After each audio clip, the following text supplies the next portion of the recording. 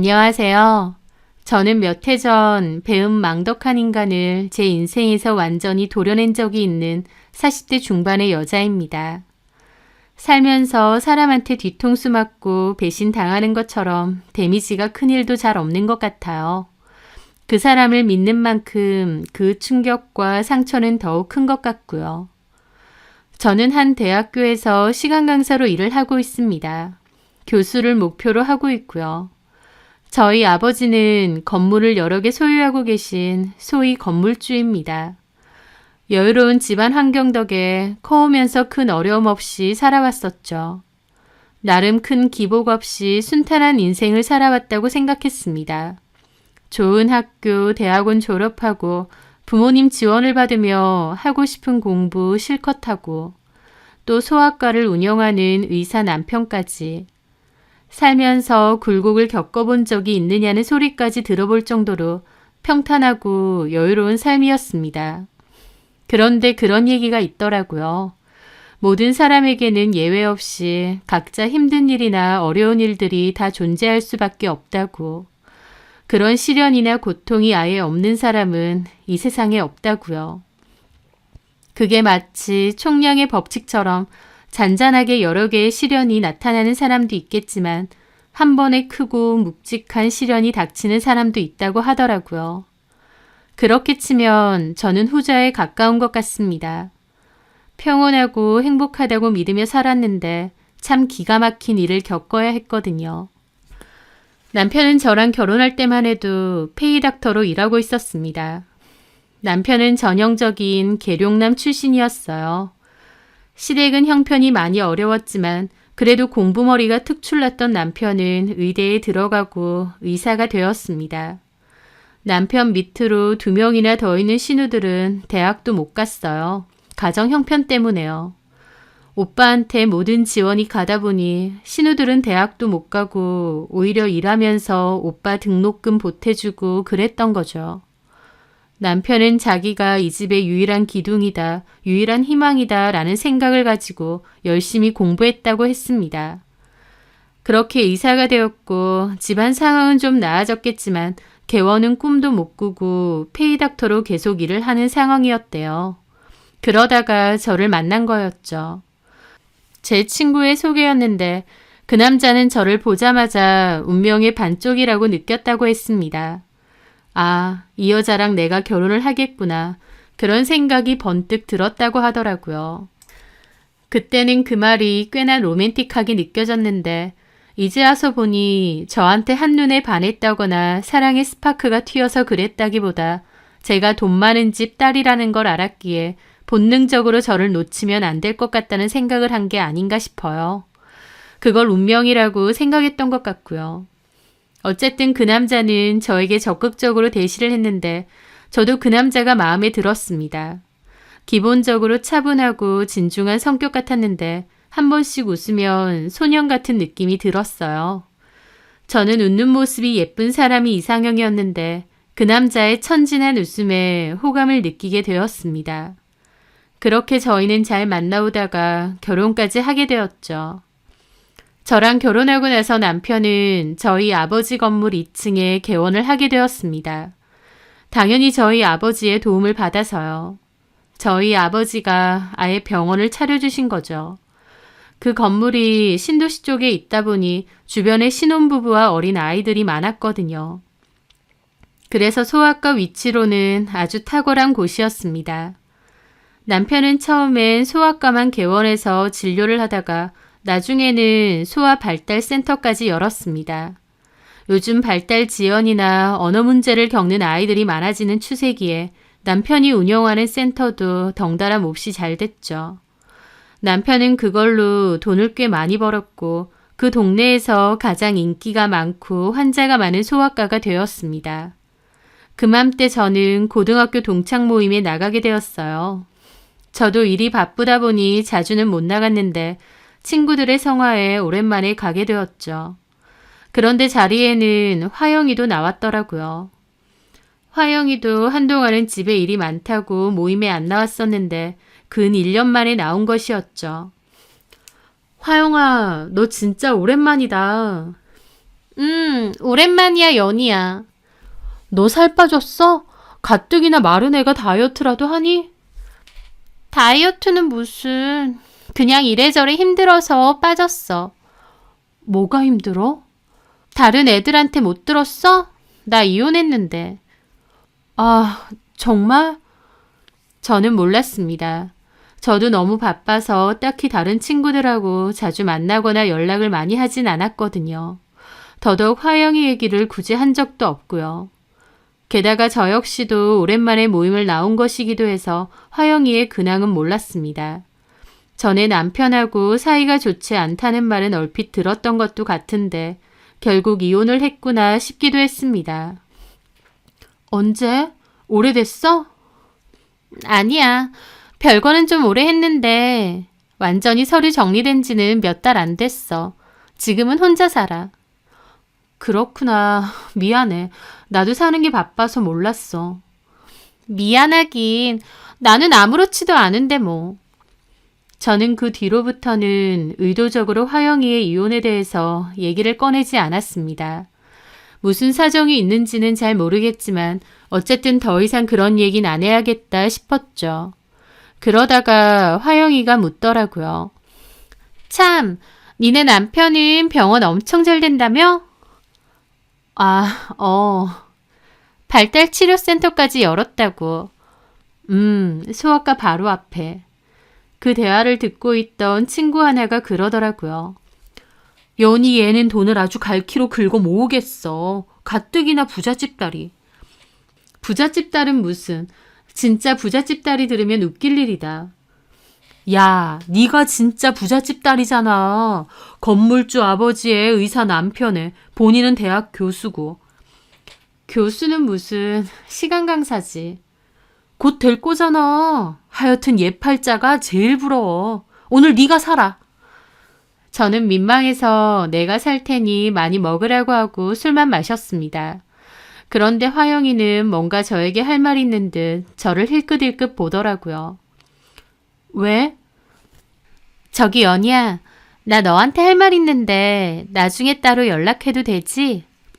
당연하지. 친구끼리 뭘 그런 걸 물어봐. 연락하고 싶으면 언제든지 하면 되지. 근데 무슨 할 말?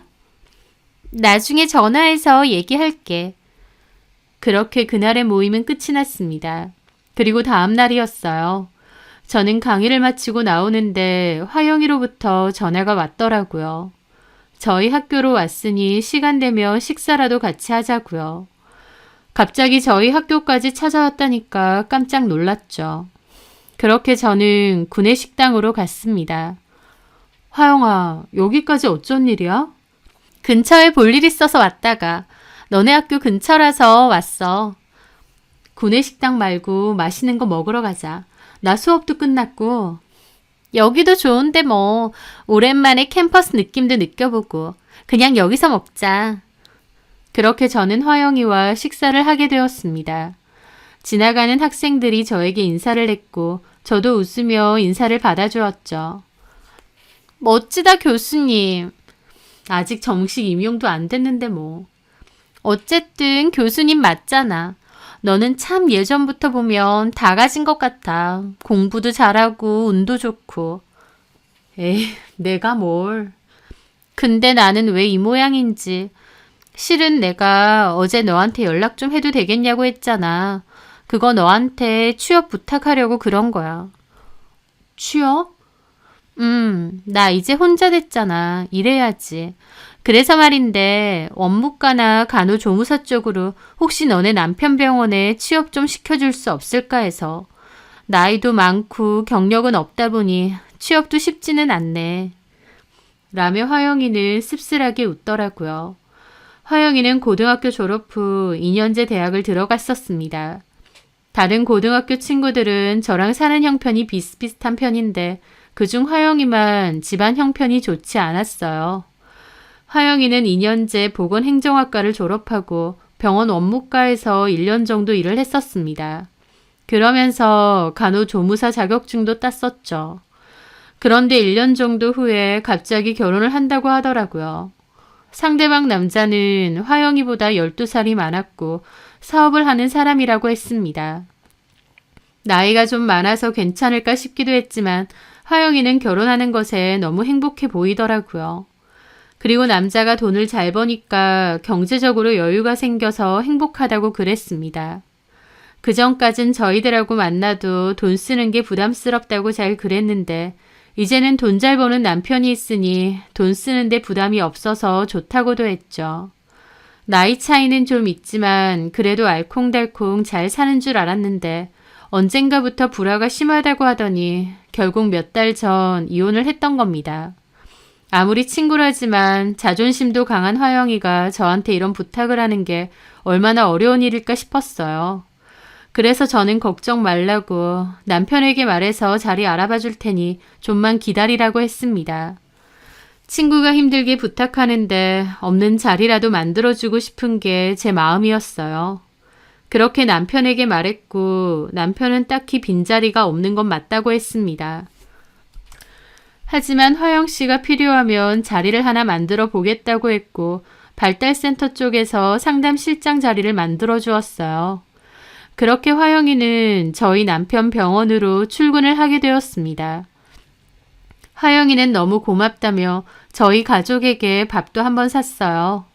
그리고 저한테는 피해가는 일 없게 열심히 일하겠다고도 하고요. 화영이는 약속대로 정말 열심히 일을 해주었습니다. 남편 말로는 정말 성실하고 부지런하다고 홍보도 열심히 하고 환자들에게도 친절하게 잘한다면서 잘 뽑은 것 같다고 하더라고요. 저도 화영이가 홀로서기를 잘 해나가는 것 같아서 친구로서 마음이 좋았죠. 그렇게 화영이가 남편네 병원에서 일을 한 지도 1년 가까이 됐을 때였습니다. 저는 강의를 마치고 집에 돌아가려고 차에 올라탔는데요. 화영이에게서 전화가 왔습니다. 화영아. 어디야? 학교니? 이제 집에 가려고. 무슨 일이야? 저기 연희야.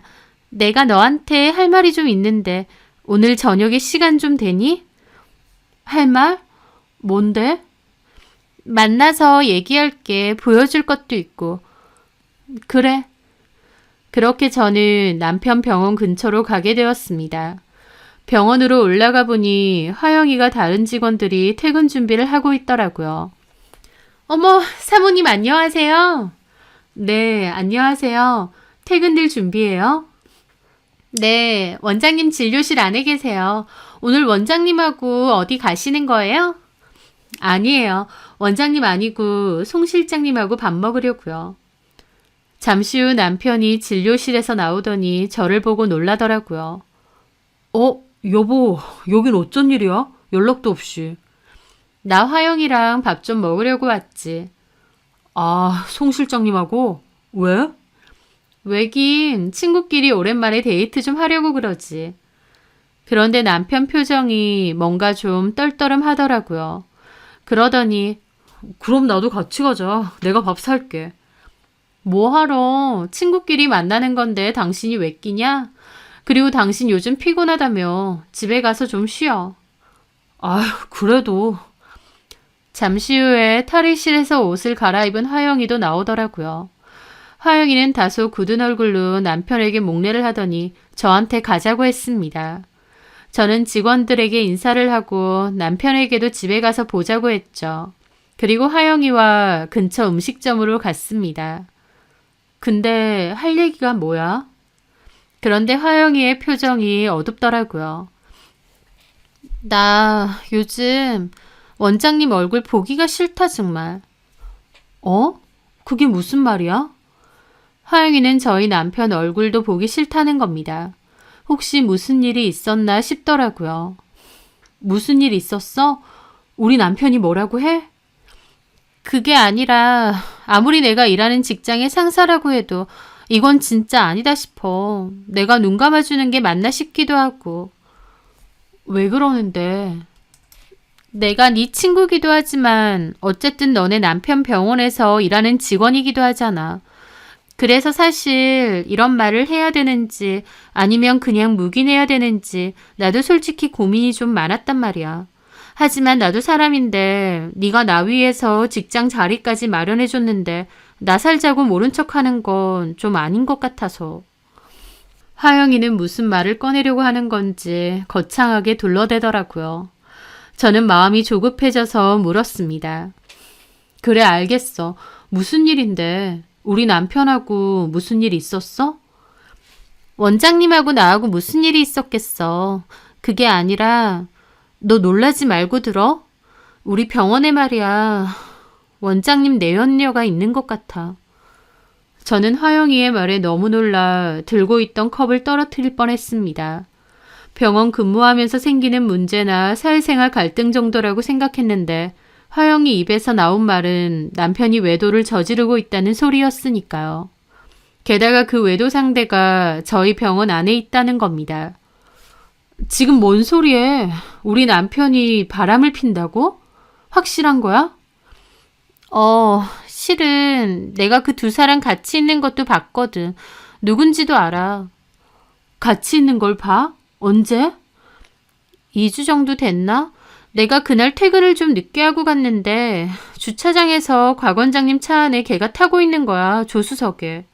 둘이서 무슨 대화를 하고 있던데 딱 봐도 보통 사이 같지도 않고 심지어 같이 어디 가던데 병원에선 그런 티 하나도 안 냈는데 말이지. 그 사람이 누군데? 그 말에 화영이는 힐끔 제 눈치를 보더라고요. 그러더니 김민혜라고 간호조무사로 일하는 애인데 28인가 7인가 나이는 그렇고 너는 알지? 걔는 이 병원에서 한 2년 넘게 일했다던데. 김민혜 씨? 당연히 알지. 그런데 민혜 씨가 우리 남편하고 그런 사이라고? 저는 너무 놀랐습니다. 김민혜 씨는 저도 잘 알고 있습니다. 싹싹하고 친절하게 일도 잘해서 다른 직원들에게도 평판이 좋은 직원이었거든요. 그런데 그 직원과 남편이 외도를 저지르고 있었다니 너무 충격이었죠. 사실 그 전부터 뭔가 걸리기는 했어. 간호조무사 월급 뻔하잖아. 근데 걔는 항상 올 때마다 명품 가방을 들고 다니는 거야. 그것도 한두 개가 아니야. 내가 그런 거 잘 알잖아. 딱 봐도 짝퉁도 아니고 진짜더라고. 월급 그거 받아서 몇백 하는 가방을 그렇게 턱턱 산다는 게 뭔가 좀 이상하잖아. 두 가지지. 감당도 안 되는 사치를 부리던가 아니면 누가 사준다던가. 그래서 내가 한번 슬쩍 물어봤다? 이 가방 엄청 고가일 텐데 새로 샀느냐고.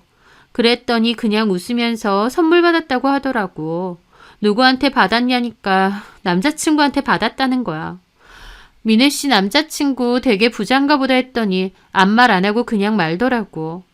쟤 분명히 스폰이 있던지 뭐가 있어도 있다 그랬는데 그 뒤에 너네 남편이랑 차에서 그러고 있는 걸 내가 본 거야. 알고 가만히 지켜보니까 너네 남편하고 걔랑 은근슬쩍 막 눈짓도 주고받고 몰래 연락도 주고받는 것 같고 하여튼 보통 사이 아니더라고. 너 이거 한번 잘 살펴봐. 친구의 말에 저도 심각한 기분을 느꼈습니다. 저는 생각지도 못했는데 저희 남편이 외도를 저지르고 있고 상대방이 남편 병원 직원이라니요. 기가 막힐 뿐이었죠. 하지만 친구가 저에게 말을 해줄 때만 해도 반은 믿고 반은 믿지 않았습니다. 친구가 뭔가 오해를 한 게 아닐까, 내 남편이 그럴 사람은 아닌데 라는 생각도 있었거든요. 마음 한구석엔 남편을 믿고 싶은 마음이 여전했던 거죠. 하지만 친구에게 얘기를 들은 이상 확실히는 해야겠더라고요. 저는 그날 저녁 몰래 남편 폰으로 김민혜 씨의 번호를 검색해 보았습니다. 그리고 통화 내역과 대화 내역을 들어가 봤는데 딱히 대화를 나눈 흔적이 없었어요. 카톡도 뒤져봤지만 똑같았죠. 폰으로는 따로 연락을 안 하는 건가 싶기도 하면서 한편으론 그냥 친구의 오해는 아니었을까 싶기도 했습니다. 다음 날 저는 아침 식사를 하며 남편과의 대화 중에 슬쩍 떠보기도 했죠. 어제 송 실장이랑 무슨 얘기했어? 화영이랑 그냥 이런저런 얘기했지 뭐. 왜? 아니야. 나한테는 굳이 오지 말라고 하길래 무슨 비밀 얘기를 했나 싶어서. 비밀은 무슨. 왜? 당신이 나한테 뭐 숨기는 거라도 있나 보지? 화영이가 슬쩍 말할까 봐 걱정되나 봐. 뭔 소리 하는 거야. 내가 무슨. 저는 남편을 살피다가 물었죠. 병원에 김민혜 씨였나? 누구? 김민혜 씨. 아, 민혜 씨. 왜? 전에 보니까 싹싹하고 성격도 참 좋아 보이더라고. 남자친구 있나 몰라? 글쎄, 그건 왜? 우리 조교 중에 괜찮은 친구가 하나 있어서 다리를 좀 놔줄까 싶기도 하고 둘이 잘 어울릴 것 같아서. 제 말에 남편은 그냥 웃더라고요. 당신이 무슨 중매쟁이야? 그런 것까지 하게 시간이 남아돌아?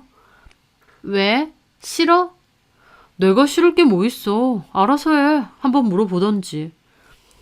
하면서 대수롭지 않아 하는 겁니다.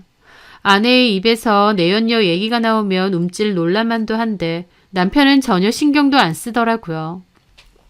그 반응을 본 저는 오히려 안도감을 느꼈습니다. 아무래도 화영이가 오해를 한 것 같다는 생각도 들었거든요. 그렇게 그날 저녁 화영이에게 전화가 왔어요. 원장님하고 얘기 좀 해봤어? 아니면 폰이라도 뒤져봤어? 폰에도 뭐 안 나오고 남편하고 얘기해봤는데 아무래도 아닌 것 같아. 왜? 내가 슬쩍 떠보려고 미네 씨 남자 한 명 소개해줄까 했는데도 신경도 안 쓰던데? 아휴, 답답하. 당연히 연기하는 거지. 그럼 거기다 대고 깜짝 놀라고 그럴까? 아니, 그래도 내 입에서 김민혜 씨 얘기가 나오면 좀 놀랄 수도 있잖아. 근데 그런 게 전혀 없었다니까. 아휴, 진짜 세상 물정 모르는 순진한 사모님아. 나 전 남편이랑 왜 헤어졌는지 알아? 성격 차이로 헤어졌다며. 사실은 전 남편이 바람 폈어. 그래서 헤어진 거야. 어? 언젠가부터 딱 촉이 오더라. 나 촉 장난 아닌 거 알지? 별다른 증거도 없는데 언젠가부터 바람 피는 것 같다는 촉이 오더라고. 그래서 살살 뒤를 캐봤더니 아니나 다를까 다른 여자 만나고 있었던 거야. 그런데 그 촉이 지금 너네 남편한테서 나온다니까. 너는 다 떠먹여줘도 못 먹니? 너네 남편이랑 김민혜랑 내연 사이 맞다니까. 아, 답답해. 화영이는 단언하듯이 얘기하더라고요. 부인인 저보다 화영이가 더 흥분해서 얘기를 하는 겁니다. 화영이가 너무 단언하니까 저도 마음이 좀 안 좋아지더라고요. 있어봐. 내가 둘이 그렇고 그런 사이라는 거 직접 밝혀내 줄 테니까. 증거 들이밀면 믿을 거지? 그렇게 화영이의 전화가 끊겼습니다. 뭘 어쩔 셈이지 싶었죠. 그런데 얼마 뒤 화영이로부터 영상 하나가 폰으로 날라왔습니다. 이게 뭔가 싶어서 켰더니 탈의실 아니었고 화영이가 몰래 찍은 것 같더라고요. 화영이와 어떤 여자가 대화를 나누고 있었던 게 찍혀 있었습니다. 김민혜 선생님, 나 얼마 전에 선생님 우연히 봤는데. 무슨 말씀이세요? 절 어디서 봐요? 원장님 차 타고 같이 가는 거 내가 봤거든요. 화영이는 대놓고 김민혜 씨에게 물어보더라고요. 그걸 몰래 찍고 있었고요. 저는 놀라서 숨죽이며 그 영상을 지켜봤죠. 네? 뭔 소리 하세요? 민혜 씨, 내가 다 봤는데 나한테는 솔직하게 얘기해야 되지 않을까? 민혜 씨랑 원장님이랑 그렇고 그런 사이잖아. 내가 모를 줄 알았어? 그 말에 김민혜 씨는 아무런 말이 없었습니다. 내가 다 봤다니까? 왜 말이 없어? 잘못 보신 것 같은데요. 저 그런 적 없어요. 없긴 뭐가 없어. 내가 다 봤다니까? 보긴 뭘 봤다고 자꾸 그러세요. 원장님이 잠깐 태워주신 것 뿐이에요. 방향이 같아서. 원장님하고 민혜 씨가 동네가 아예 정반대인데 뭐가 방향이 같아? 제가 어디 갈 데 있다고 하니 원장님이 태워주신 거라고요. 근데요, 송 실장님, 제가 이런 걸 왜 실장님한테 일일이 변명해야 돼요? 참나, 어이가 없네. 나 원장 사모랑 친구야. 알지? 당연히 알죠. 이 병원에 그거 모르는 사람이 어딨어요. 사모님이 꽂아줘서 이 병원 들어온 거잖아요. 뭐? 꽂아? 지금 말 다 했어? 맞잖아요. 이까지 동네 소아병원 원무과 들어오는데 꽂아줄고 말고 할 게 어딨어? 어쨌든 정식 채용으로 들어온 거 아니잖아요. 여튼 이런 식으로 나오면 곤란해. 나 내 친구한테 다 얘기할 거야. 그래도 돼? 잘못한 게 없는데 사모님한테 뭔 얘기를 해요. 같은 방향 같아서 원장님 차 좀 얻어 탔기로서니 제가 뭘 그렇게 잘못했다고요? 너 그렇게 안 봤는데 꽤 뻔뻔하다. 네가 맨날 바꿔서 메고 다니는 그 가방들 원장님이 사준 거 아니냐고. 아니거든요. 그리고 그게 실장님하고 뭔 상관인데요. 진짜 주제 너무 심해. 말하는 싸가지 봐라. 그리고 왜 상관이 없어. 내 친구 일이니까. 그 말에 김민혜 씨는 막 웃더라고요. 진짜 코미디다. 친구 일이라서 나서는 건 개뿔. 내가 모를 줄 아나? 너 지금 뭐라고 했니? 너 내가 다 알고 하는 말이야. 좋은 말로 할 때 원장님하고 끝내. 실장님이 뭔데요? 자기가 마누라야? 뭐야? 진짜 어이가 없다. 야, 너 진짜 좀 맞을래? 나이도 어린 년이. 저도 가만 안 있어요. 그리고 조용히 좀 하세요. 밖에 다 들리는 거 몰라요? 쪽팔린 줄도 모르고. 하고 나가는 소리가 들렸습니다. 화영이가 씩씩거리며 영상을 끄더라고요. 그 영상을 다 보고 멍하게 있는데 화영이가 곧바로 전화가 왔습니다. 영상 봤어? 진짜 뻔뻔한 년 아니니? 유부남하고 놀아놓고 저렇게 말한다? 내가 알던 김미래 선생하고 좀 다르긴 하네. 저런 성격인 줄 몰랐는데. 그게 중요한 게 아니야. 니네 남편이랑 놀아나면서 저렇게 뻔뻔하게 나온다니까? 너 어떻게 할 거야? 저는 착잡한 기분이었습니다. 대놓고 인정한 건 아니지만 화영이 말대로 대화의 분위기가 김미래와 저희 남편이 내연관계인 건 맞는 것 같더라고요. 내가 저 기집애 집 주소를 줄게. 집 주소를? 내가 가만 옆에서 지켜보니까 너네 남편이 저기 집에 집에도 잘 가는 것 같아. 정말? 그래. 내가 너 대신해서 옆에서 지켜봤다니까. 너네 남편 요새 좀 늦게 들어오지 않아? 학회도 가야 되고 모임도 있고 이래저래. 다 개뻥이야. 전현집으로 가는 거라니까. 내가 직원 주소록 뒤져서 저 기집애 주소 보내줄게. 너 한번 가서 뒤집어 엎어야 돼. 이러고 있다가 바보같이 당한다니까. 화영이는 그렇게 그 여자 주소까지 넘겨주었습니다. 그리고 이건 내가 전 남편 바람핀 거 알아낸 방법인데 말이야. 소형 녹음기 하나 사서 니네 남편 차 밑에 슬쩍 넣어놔. 녹음기? 저 기집애가 너네 남편 차 잘 타고 다니는 것 같으니까 몰래 녹음을 하라고. 알았지? 저는 친구의 말에 결국 녹음기를 샀습니다. 그리고 아침 출근길에 슬쩍 의자 밑에 넣어두었죠. 한 번에 최대 100시간 녹음이 되는 소형 녹음기였습니다. 친구 말대로 하긴 하면서도 긴가민가 하기도 했어요.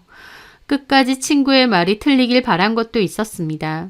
하지만 다음날 그 녹음기를 들고 와서 컴퓨터에 연결해 재생을 돌려보았는데요. 그런데 설마 했는데 정말 남편은 바람을 피고 있던 게 맞았습니다. 친구 말처럼 김민혜를 차에 태운 건 아니었고 남편이 전화를 해서 김민혜 집으로 곧장 가겠다고 하는 건 녹음이 되어 있더라고요. 자주 갔던 건지 너무 익숙하게 통화를 했던 겁니다. 저녁에 뭘 먹자는 얘기도 하고요. 아, 화영이 말이 정말 사실이었구나. 남편과 김민혜가 내연관계였구나. 충격이 엄청났습니다. 남편은 김민혜와의 전화를 끊고 곧바로 저에게 전화를 하는 소리도 들렸어요. 저한테 동기 모임이 있다며 밥 먹고 오겠다고 거짓말을 했죠. 제가 어제 저녁에 받은 전화였습니다. 태연하게 동기 모임에 갔다 오겠다고 해놓고 사실은 내연녀의 집으로 향하고 있었던 거죠. 그 뻔뻔하고 태연한 거짓말을 듣는데 뒷목이 확 당기더라고요. 그리고 정말 바람을 피는 게 맞구나 깨달은 순간 속에선 참을 수 없는 분노가 올라왔습니다. 화영이의 말에도 그래도 아니겠지, 뭔가 오해가 있었겠지 생각했는데 결국 결과가 이러니까요. 저는 망연자실한 기분이었습니다. 그리고 화영이가 저에게 줬던 그 여자의 주소가 생각났어요. 내 앞에선 사모님 하면서 생글생글 웃고 친절한 척 해놓고 뒤에서는 내 남편하고 그렇고 그런 사이였다니 그 뻔뻔함에 치가 떨렸죠. 남편도 그 여자도 결코 용서할 수 없다는 생각뿐이었습니다. 그렇게 저는 그날 저녁 김민혜의 집에 곧장 갔습니다. 알아챈 이상 질질 끌 필요도 없다고 생각했어요. 초인종을 누르자 안에서는 김민혜의 목소리가 들렸습니다. 누구세요? 나 곽정수 원장 아내예요. 제 말에 놀랐는지 조용하더라고요. 그러더니 사모님, 저희 집은 어쩐 일로 왜 왔는지 잘 알 텐데 여기서 소란 피우기 싫으니까 문 여세요. 저 사모님, 문 열라고 했어. 잠시 후 문이 열렸고 제 눈치를 보는 김민혜가 나왔습니다. 안으로 들어가죠. 그렇게 저는 김민혜 집 안으로 들어갔습니다. 작은 투룸 빌라였는데 한쪽 벽면에는 가방이 많더라고요. 저걸 내 남편이 사줬다는 거구나. 내연관계의 대가로 저런 걸 받았구나 생각하니 기분이 너무 이상했습니다. 저는 분노를 억누르고 최대한 침착하게 물었죠. 원장님은 여기 자주 와요? 얼마나 자주? 무슨 소리세요? 사모님 뭔가 오해가. 다 알고 왔으니까 시덥잖게 변명하지 말고 내가 아무것도 없이 김민혜 씨 집에 왔겠어요? 전에 남편한테 들어보니까 부모님은 다른 지역 사신다고 했던 것 같은데 맞죠? 네. 부모님은 딸이 병원 원장인 유부남이랑 놀아난 거 아시나? 모르시죠? 저기 사모님, 묻는 말이나 대답해. 제가 다 알고 온 것 같으니 김민혜도 순순히 인정하더라고요. 죄송합니다, 사모님. 제가 잘못했습니다. 한 번만 용서해 주세요. 됐고 부모님한테 다 알릴게요. 사모님. 그리고 내일부터 병원 출근하지 마세요. 상간소송 보낼 테니까 소송도 준비하고. 소장은 여기로 보내줄까 본가로 보내줄까? 제 말에 그 여자 울상으로 매달리더라고요. 사모님, 제가 잘못했습니다. 한 번만 용서해 주세요. 나이 차이로 치면 15살 이상으로 하는데 그 나이 많은 아저씨가 뭐가 그렇게 좋았어요? 가방 사주니까 좋았던 건가? 아니면 월급 말고 따로 용돈이라도 챙겨줬어요? 나는 김민혜 씨 참 좋게 봤어. 싹싹하고 성실하고 우리 병원에 저렇게 성실한 직원이 있다는 게 참 고마웠다고. 근데 뒤에서 내 남편하고 이러고 있었네? 나는 예상도 못했어. 깜짝 속고 있었던 거잖아. 참 기가 막힌다. 이렇게 된 거 솔직하게 말해봐. 내 남편하고 얼마나 됐어? 제 말에 김민혜는 아무런 말도 못했습니다. 말하기 싫어. 나한테 죄송은 한데 솔직하게 말은 못하겠어? 저는 입 다물고 있는 김민혜가 갑자기 너무 얄밉고 열받더라고요. 그래서 김민혜 머리채를 잡아서 확 내팽개쳤습니다. 갑자기 내동댕이 쳐진 김민혜는 눈이 동그래져서 저를 보더라고요. 뭐 하시는 거예요? 내가 좋게 해주니까 상황 파악이 안 되니? 점잖게 말하지 말고 어디 네 머리털 다 뽑아줄까? 이 동네에서 발도 못 붙이게 살게끔 고래고래 소리라도 질러줄까? 제가 화가 나서 소리를 빽 지르니까 그제야 상황 파악이 된 건지 고개를 숙이더라고요. 뻔뻔한 기집애가. 됐다 그래. 네 입으로 말할 필요도 없어. 상간소송 들어갈 거고 끝까지 갈 거야. 어디 두고 보자. 그렇게 저는 나가려는데 김민혜가 불쑥 그러는 겁니다. 근데요, 사모님. 제가 잘못한 건 맞는데요. 사모님은 어떻게 하신 거예요? 뭐? 혹시 누가 얘기해 준 거 아닌가요? 하는데 어처구니가 없었죠. 그게 뭔 상관인데? 송 실장이 얘기한 거죠. 야, 어따 대고 내 친구 함부로 거론해. 알려줬으면 뭐. 그게 뭔 상관인데? 진짜 송 실장 이 여자 정말. 뭐? 너 지금 뭐라고 했어? 저 원장님하고 놀아난 거 맞고요. 제가 잘못한 것도 맞습니다. 원장님이 가방 사주고 월급보다 많은 용돈 주고 그러니까 혹했어요. 근데요, 사모님. 원장님이 사모님 속인 거 이거 하나만 있는 거 아닙니다. 라는 겁니다. 자기 혼자 당하기 억울했던지 저희 남편의 또 다른 비밀을 알려준다는 거였죠. 너 지금 뭔 소리 하는 거야? 내 남편이 나를 속인 게 또 있다고? 그래요. 그게 뭔데? 그렇게 저는 김미래의 말을 듣고 정말 뒤로 나자빠질 뻔했습니다. 김미래와 남편이 내연관계라는 것을 알았을 때보다 10배는 더 충격이었거든요. 저는 그 길로 남편에게 전화했습니다. 어디냐고 하니 아직 병원이라고 하더라고요. 저는 병원에서 한 발자국도 움직이지 말고 그대로 있으라고 하고 병원으로 달려갔습니다. 그렇게 쏜살같이 달려간 저는 병원 안으로 들어갔어요. 다 퇴근하고 원장실엔 남편만 남아있었죠. 여보! 저는 남편 얼굴을 보자마자 그대로 싸대기를 날렸습니다. 남편 저한테 다짜고짜 싸대기 맞고 안경까지 날아갔어요. 뺨을 감싸쥐고 펄쩍 뛰더군요. 뭐 하는 짓이야? 내가 지금 어디 있다 오는 줄 알아? 뭐? 나 김민혜 집 있다고 오는 길이야. 그 말에 남편 움찔 놀라더라고요. 이제야 놀라네. 저번에 내가 슬쩍 물어봤을 땐 시침이 잘 돋대더니 연기 장난 아니네. 여보, 당신 폰 여기 있네. 지금 전화 걸어. 어? 누구한테? 누구긴 누구야. 내가 직접 걸어줘? 지금 당장 여기 오라 그래. 저는 남편 폰으로 전화를 걸고 남편에게 들이밀었습니다. 남편도 어린 아간 얼굴로 있다가 상대방이 전화를 받으니 병원인데 좀 오라고 했어요. 상대방이 뭐라고 하든 말든 저는 전화 끊어버렸죠. 남편은 아무 말도 못하고 제 눈치만 보고 있더라고요. 저기 여보, 한마디도 하지 마. 그 기집애 오면 다 같이 얘기할 거니까. 그렇게 저는 분노로 손까지 떨면서 기다리고 있었습니다. 잠시 후 비밀번호 해제되는 소리와 함께 문이 열렸습니다. 그 여자는 남편과 함께 있는 저를 보고 놀라더라고요. 연희야. 그 여자는 제 친구인 송화영이었습니다. 내 남편이 오라고 전화하니 신나서 한달음에 달려오네. 어? 저는 송화영 머리채를 그대로 잡았어요. 갑자기 저한테 머리채를 잡힌 화영이는 놀라서 소리를 빽빽 질렀는데 저는 그대로 확 떠밀어 버렸습니다.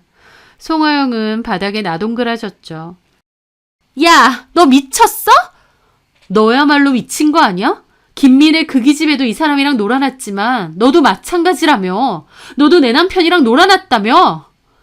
그 말에 화영이는 헉하고 놀라더라고요. 네, 김민혜가 저에게 해준 말은 그 말이었습니다. 자기가 원장님하고 내연관계인 것도 맞대요. 그런데 송화영이 입사하고 난 뒤 의도적으로 저희 남편에게 접근했더랍니다. 그래서 둘이서도 그렇고 그런 일이 있었다는 겁니다. 회식 끝나고 둘이서 모텔 가는 걸 어느 병원 직원이 봤고 병원에서도 암암리에 다 알고 있었답니다. 원장하고 송 실장하고 그렇고 그런 사이다라는 소문은 있었지만 송 실장이 제 친구다 보니 다 쉬쉬한 거였죠. 김미래도 그 소문은 들었지만 어차피 저희 남편을 돈 보고 만난 거고 진짜 좋아했던 것도 아니기에 그 소문에 별로 신경도 안 썼다고 합니다. 그런데 저희 남편이 송하영하고 관계를 금방 끝냈고 김미래는 계속 만났답니다. 송하영 입장에선 자기는 잠깐 놀다가 팽당한 거니 분통 터졌겠죠. 그러다가 원장이 김미래와도 부적절한 관계라는 것을 눈치챈 거고요. 그래서 작정하고 본처인 저에게 이 모든 사실을 다 폭로한 거였습니다. 자기 얘기는 쏙 빼놓고요. 하지만 남편은 김미래에게 이런 얘기까지 다 했답니다. 와이프 친구라서 어쩔 수 없이 병원에서 같이 일은 한다만 너무 껄끄럽고 싫다면서요. 이 모든 이야기를 들은 저는 남편이 김미래뿐만 아니라 제 친구인 송하영하고도 외도 관계가 있었다는 걸 알게 된 거죠. 남남인 김미래보다 친구인 송하영이 저를 속이고 이용했다는 사실이 더 기가 막히더라고요. 게다가 저희 아빠가 차려준 병원에서 직원들한테까지 다 소문이 날 정도로 놀아난 남편한테는 말할 것도 없이 분노가 올라왔습니다. 남편은 저한테 미안하다고, 자기가 잠깐 어떻게 된 것 같다고, 김민혜도 정리하겠다고 빌더라고요. 그리고 송하영 이 여자하고는 별 사이도 아니라면서 이 여자가 작정하고 먼저 막 들이댄 거라고 하더라고요. 당신 친구니까 어쩔 수 없이 좀 받아주고 했는데 이 여자가 완전 작정하고 들이밀었다면서요. 그 말에 송하영은 아니라면서 너네 남편이 자기를 먼저 꼬셨다고 우기더라고요. 그러면서 갑자기 둘이서 삿대질하고 싸움까지 일어났는데 참 가관이었습니다. 어쨌든 저를 배신한 건 똑같은데 말이죠. 놀고 있다. 야, 이 미친 것들아. 너네가 사람이니? 야, 곽정수. 개원할 돈도 없어서 빌빌거리던 거 우리 아빠가 번듯한 병원까지 차려줬는데 거기서 직원들이랑 놀아나? 네가 사람이야? 여보. 그리고 송하영, 너도 마찬가지야. 이혼하고 돈도 없고 취업도 안 된다는 거 기껏 내 남편 병원에 취업시켜줬더니 이렇게 내 뒤통수를 쳐. 친구라는 년이. 제 말에 화영이는 아무 말도 하지 않았습니다. 그러면서 김미래 잡아 족치라고 알려주고 정보 주고 너 진짜 제정신이 아니구나. 너도 똑같은 짓 저지른 주제에 도대체 왜 그런 거야? 내 손으로 김민혜 끌어내리면 네가 다시 그 자리 차지하려고. 야, 이 사람 내 남편이야. 근데 어떻게 네가 나한테 이럴 수 있어? 친구 남편하고 이러고 싶니? 그 말에 화영이는 아무런 말도 하지 않다가 불쑥 그러더군요. 그래, 미안하다. 내가 죽일 년이고 나쁜 년이야.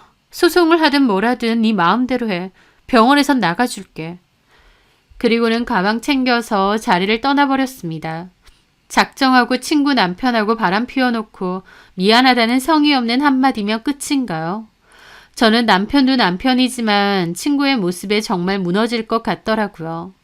남편에 이어 친구까지 두 사람에게서 배신을 당한 저는 눈앞이 컴컴하고 너무 힘들었습니다. 남편은 잘못했다고 손이 발이 되게 빌었지만 결코 그냥 넘어갈 수 없었습니다. 저는 곧장 이 사실을 친정 부모님에게 알렸어요. 특히 아빠가 화가 머리끝까지 나셨죠. 남편이 원장이긴 하지만 병원 자체는 저희 아빠가 차려주신 거기에 병원 자체의 소유는 아빠 몫이 더 컸습니다. 아빠는 남편에게 해당 지분만큼 돌려줄 테니 병원에서 나가달라고 했어요. 하지만 남편도 자기가 이만큼 키운 거고 자기가 대표라고 순순히 나가지는 않았습니다. 그래서 결국 법적인 소송도 들어갔습니다. 게다가 저 역시 남편을 상대로 이혼소송과 위자료 소송을 걸었어요. 김민혜와 송하영에게도 같이 걸었죠. 남편은 저도 대학 교수 될 건데 큰일 만들지 말자고 했지만 내가 일방적인 피해자인데 뭔 상관이냐고 했습니다. 입방아에는 좀 오를지언정 타격을 받는 건 너지 내가 아니라고 했죠. 그렇게 저는 김민혜에게 상간소송을 건과 동시에 그 부모님에게도 이 사실을 알렸습니다. 게다가 송하영이 저에게 저지른 짓은 친구들에게도 모두 알렸어요. 친구들도 다 기함했고 호의를 아기로 돌려준다는 게 이런 거 아니냐며 펄쩍 뛰었습니다. 그중 한 친구는 제 얘기를 듣자마자 열받아서 화영이에게 전화해서 쌍욕까지 퍼부었어요.